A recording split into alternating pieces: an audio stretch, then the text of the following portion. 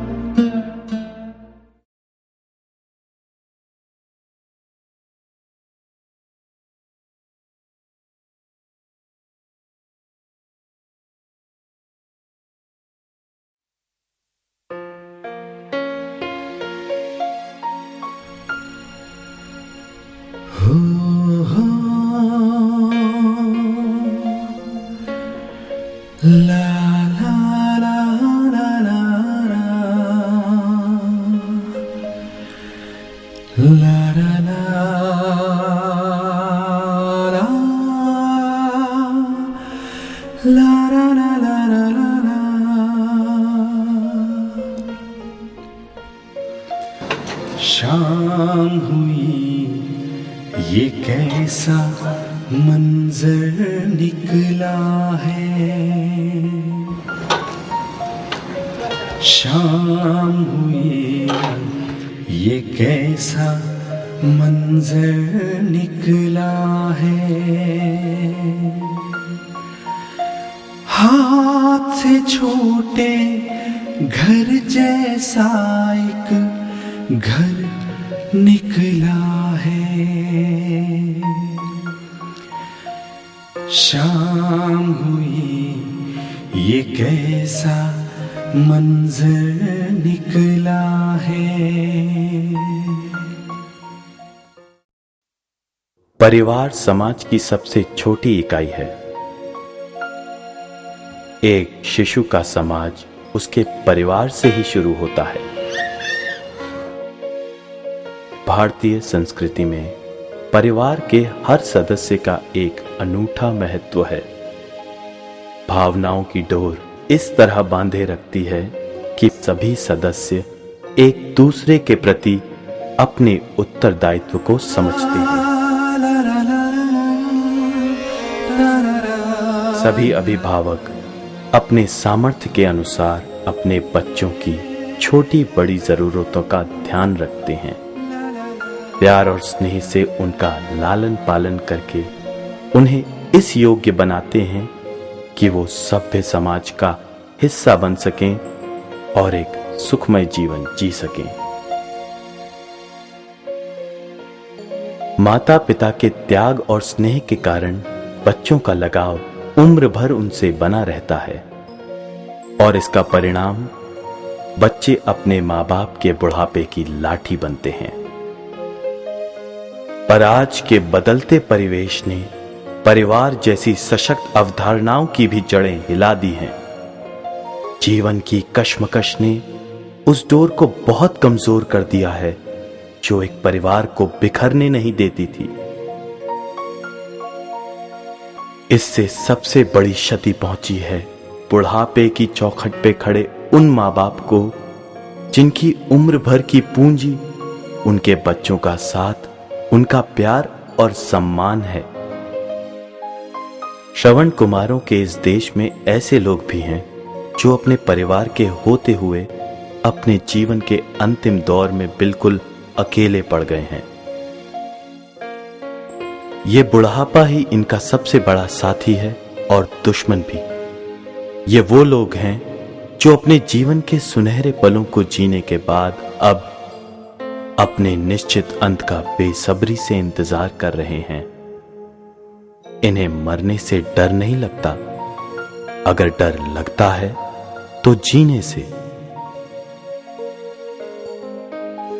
इन लोगों की बेबसी और लाचारी किसी भी व्यक्ति को अंदर तक झकझोर देने के लिए पर्याप्त है और इन्हीं कष्टों ने एक व्यक्ति के मन को कुछ इस तरह छुआ कि उसने तय कर लिया कि वो अपने जीवन के ताने बाने को इन्हीं असहाय वृद्धों के आसपास बुनेगा।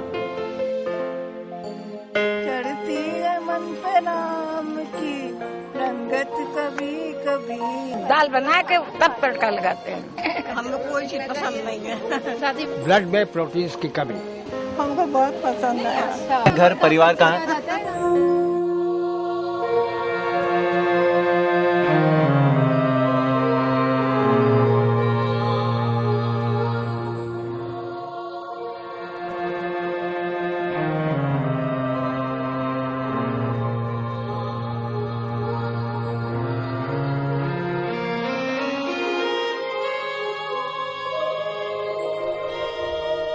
शाम हुई ये कैसा मंजर निकला है। शाम हुई ये कैसा मंजर निकला है। हाथ से छूटे घर जैसा एक घर निकला है। बोलती खिड़की हंसते दरवाजे से छनकर। बोलती खिड़की हंसते दरवाजे से छनकर। आती आवाजों पर फिर से दम निकला है। शाम हुई ये कैसा मंजर निकला है। हमसे पूछ रहे थे कमरे बाबूजी हम छोटे पड़ गए। जिस छत पर दुनिया थी रोके वो भी बेगाना निकला है। हमसे पूछ रहे थे कमरे बाबूजी हम छोटे पड़ गए। जिस छत पर दुनिया थी रोके वो भी बेगाना निकला है। शाम हुई ये कैसा मंजर निकला है। सारी शह अपनों के हक में हमने मात संभाले रखा। जब बैठे पढ़ने हम रिश्ते खेल में भी चौसर निकला है।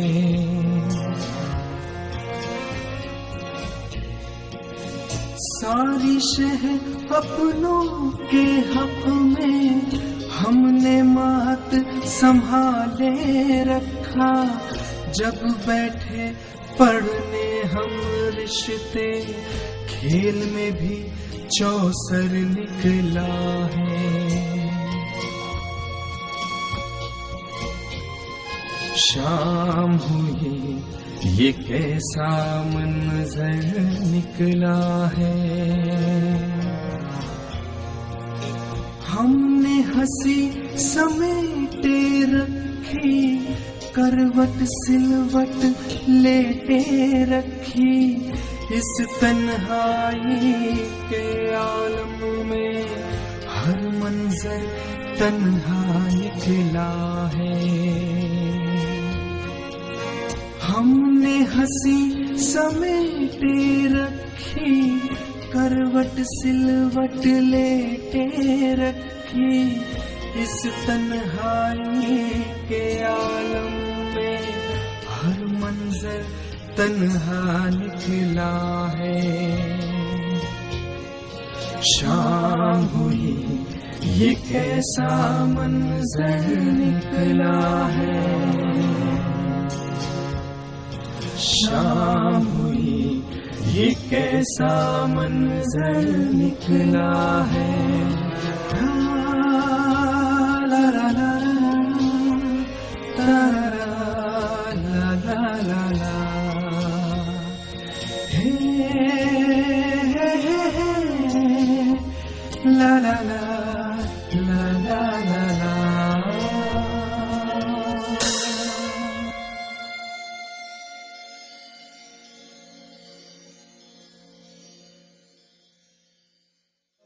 डॉक्टर शुक्ला। लखनऊ में जन्मे डॉक्टर अभिषेक शुक्ला ने मॉस्को से एमडी मेडिसिन पूरा किया। तत्पश्चात इंग्लैंड से पैलिएटिव मेडिसिन में विशेष प्रशिक्षण हासिल किया। इसी के साथ बनारस हिंदू विश्वविद्यालय से उन्होंने जीरियाट्रिक मेडिसिन में पीजी डिप्लोमा किया। डॉक्टर शुक्ला को वर्ष 2010 में पैलिएटिव मेडिसिन में उल्लेखनीय कार्य के लिए कॉमनवेल्थ फेलोशिप प्रदान की गई है। वर्ष 2003 में केवल 28 वर्ष की आयु में वृद्धावस्था की शारीरिक और मानसिक पंगुता के निवारण के लिए उन्होंने आस्था की स्थापना की। आस्था हॉस्पिस अपने आप में एक अनोखी पहल है। यह उत्तर प्रदेश का पहला और इकलौता पैलिएटिव केयर और जीरियाट्रिक हॉस्पिटल है। Geriatrics is the terminology or the word used for those who are 60 years and above. And similarly, gerontology is the science which deals with the problems of old age, and geriatrics is the branch of medicine which is dealing with the medical problems of the old age.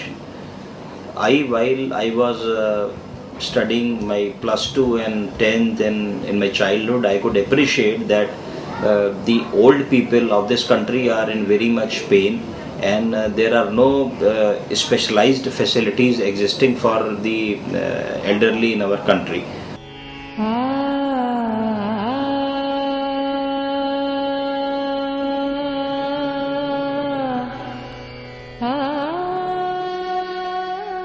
ये देश के उन चुनिंदा संस्थानों में से है जो बड़े स्तर पर काम कर रहे हैं।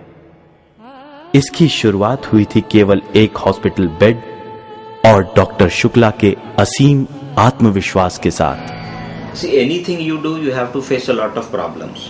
And as geriatric was very new, so the biggest problem that I faced is that I would like to share that we conducted a survey. And minded that survey was conducted to only on postgraduate doctors and the professors of medical colleges. And we did a survey where we asked few questions. Our questions were that are they recommending these geriatric, palliative and terminal care facilities to their patients? Do they know what is hospice? Do they know what is palliative care? Do they know what is geriatrics? You would be surprised to know that just 10% of postgraduate doctors told that yes, they know about these services, and out of those 10%, only 4% were those doctors who were recommending those facilities to their patients. ये उनके संकल्पों का ही परिणाम है कि आज आस्था एक hospital नहीं बल्कि एक परिवार के रूप में संगठित हो चुका है। आज न जाने कितने ही परिवारों की आस्था परिवार में है। इनमें अधिकतर वो लोग हैं जो अपने घरों से दूर रहते हैं और चाहकर भी अपने बूढ़े और बीमार माँ बाप या रिश्तेदारों की देखभाल नहीं कर सकते, पर ये लोग संतुष्ट हैं क्योंकि ये जानते हैं कि इनकी गैर हाजिरी में इनके परिवारजन किसी कष्ट में नहीं हैं। उनके शारीरिक और मानसिक स्वास्थ्य के लिए हर मुनासिब कदम उठाया जा रहा है। यहां के मरीजों का मानना है कि आस्था उनका दूसरा घर है। स्टाफ का एक एक व्यक्ति इनके परिवार का हिस्सा बन चुका है। मुझे फेथ है डॉक्टर अभिषेक शुक्ला पे। काबिलियत एक अलग चीज़ है और एक आदमी की इंसानियत एक अलग चीज़ है। उनके अंदर जो इंसानियत भरी है वो मैंने पहचाना। अब बताइए, अब क्या खाएंगे आप?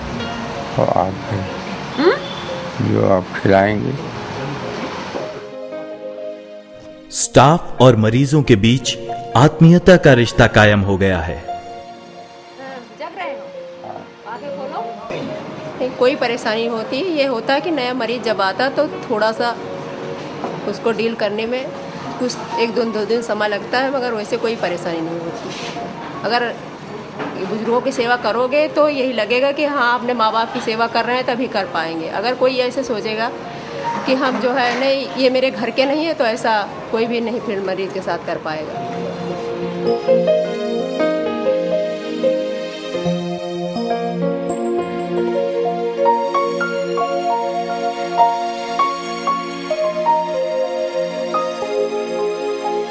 तो बढ़ेगा करेगा जैसे अभी से टुकड़ा जी He is my hero. अच्छा I love him.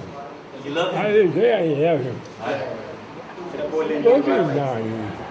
और हम लोग भी सब सेटिस्फाई हैं यहाँ से और ये खुद बहुत खुश हैं यहाँ पर। यहाँ पूरी केयर रखी जाती है। देखा तो हमने बहुत सफाई भी है और ये सबसे बढ़ के ये खुद बहुत खुश हैं। तो आस्था की सफलता का सबसे बड़ा कारण यही है, यहाँ के लोग अपने कार्यों को परमार्थ के रूप में करते हैं। धन के लोभ में इस कार्य को करना संभव भी नहीं। इसके लिए तो आंतरिक इच्छा शक्ति और वृद्धों के प्रति सहिष्णुता का भाव चाहिए।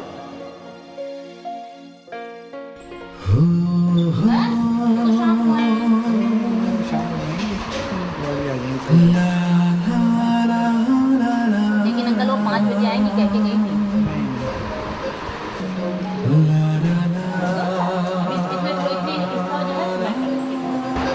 कहाँ कुछ खाया अंकल आपने?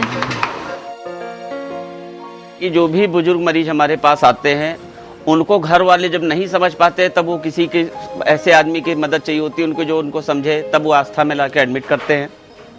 और मरीज जो ओल्ड एज का होता है उसकी मेन समस्या ये होती है उसको समझने वाला कोई नहीं होता, तो उसको समझेंगे नहीं। जैसे माँ होती है, बच्चे को कब क्या चाहिए वो समझती है, उसी तरह हम लोग को ये समझना होता है कि ये बुजुर्ग आदमी इस समय क्या चाहता है। अगर वो अपनी हमारी जरा सी बात से उसको सेटिस्फेक्शन हो रहा है तो उसको प्यार देने में, उससे प्यार मिलने में बड़ा अच्छा लगता है कि उसको सेटिस्फेक्शन हो रहा है, हम किसी को खुश तो कर पा रहे हैं अपनी जिंदगी में। शायद यही वो स्तंभ हैं जो आस्था को हिम्मत और मजबूती प्रदान करते हैं। अंदर करिए।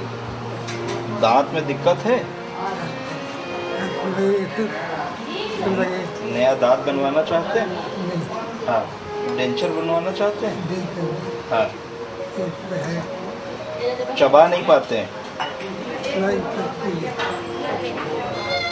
दोनों हाथ ऊपर उठाइए, दूसरा वाला भी, ये वाला भी। ठीक है, नीचे कर लीजिए, नीचे कर लीजिए। ठीक है बाबूजी।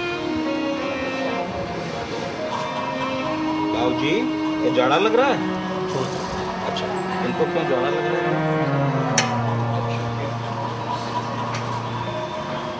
दीदी कैसी हो?